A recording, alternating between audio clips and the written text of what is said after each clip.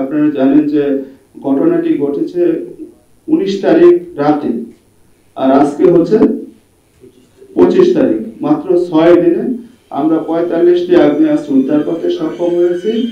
1091টি আমরা গুলি উদ্ধার করেছি, আমরা ম্যাগাজিন উদ্ধার করেছি 19টি, কিছু হাতকড়া আমরা উদ্ধার করেছি, এবং তারা আমাদের সাথে যে গোলাগুলি করেছে সেই গুলির খোসা আমরা উদ্ধার করেছি।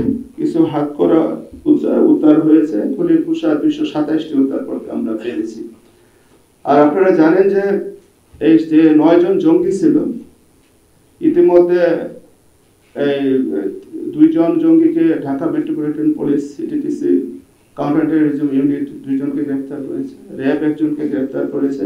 আর গত রাতে আমরা জেলা পুলিশ, আমাদের 24 ডিবি টিম এবং সদর থানার টিম মিলে আরেকজন জঙ্গি জুয়েল ভুঁইয়াকে আমরা সেই গাজীপুরের কাপাসিয়ার এক প্রত্যন্ত অঞ্চল থেকে আমরা গ্রেফতার করেছি। আর আপনারা জানেন যে 826 জন যে কয়েদি ছিল, তারা আমরা তাদেরকে আত্মসমর্পণের জন্য আমরা জেলা প্রশাসনের পক্ষ থেকে মাইকিং করা হয়েছে। আমরা থানার পক্ষ থেকে বিভিন্নভাবে প্রচারণা চালাচ্ছি। তো থানা এবং কোর্টে সকল কিছু মিলে 481 জন